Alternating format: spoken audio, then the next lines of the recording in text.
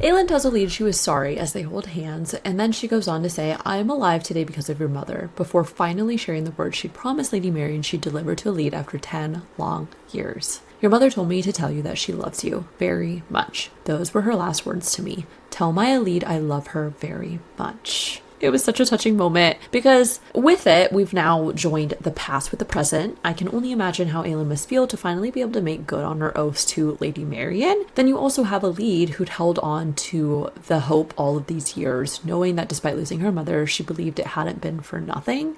And now that Elide is back with Aelin in her court, she's one step closer to going home. Most importantly, it just makes me so happy to see that Elide now knows she was never forgotten, not by her mother, not by her court, and not by her home. Oh, y'all know the tears were flowing for me because it was those words in Air of Fire that just kept ringing in my head, and hearing Aelin repeat those words just did me in. I also loved when Aelin thought for over 10 years Aelin had been the sole bearer of those final words. 10 years through death and despair and war, Aelin had carried them across kingdoms. And that's when I was just like, oh my god.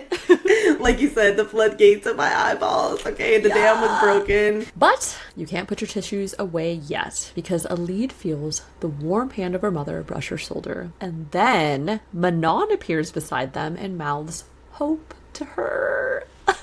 It said, and here at the edge of the world, they had found each other again.